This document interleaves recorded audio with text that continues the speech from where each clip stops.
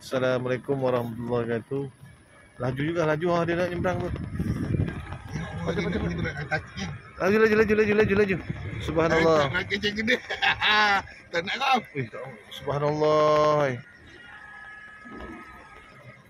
Sekumpulan gajah. Allah, kita terpaksa berundur.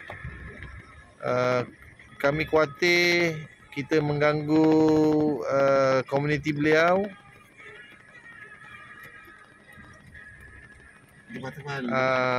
Kami terpaksa menunggu sebentar untuk pergi ke sekolah. Inilah cabaran halangan untuk pergi ke sekolah Ladang Mutiara melalui Jalan Kahang.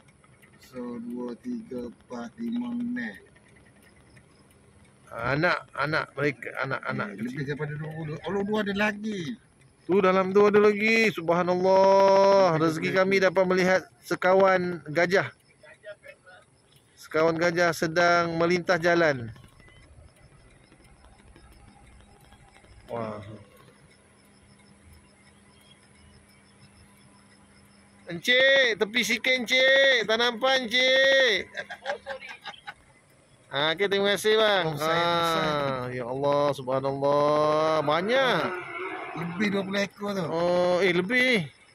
Subhanallah. Dia duduk tepi tu. Ya Allah, kita nak lalu kau. Jangan kacau, jangan kacau. Motor nak lalu. Ya Allah, rezeki ni.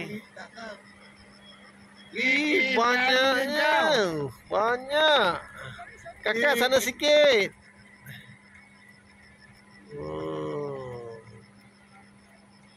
Saya Cikgu Samsudin Tamsir bersama Ham.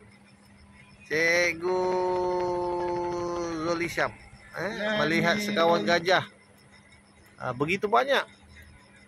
Ini rezeki kami pada hari ini. Puasa yang ke-20, Ramadan yang ke-26. Kami dapat melihat. Subhanallah, ya Allah. Hai. Cantik-cantik. Handsome. Baik, terima kasih. Jumpa lagi.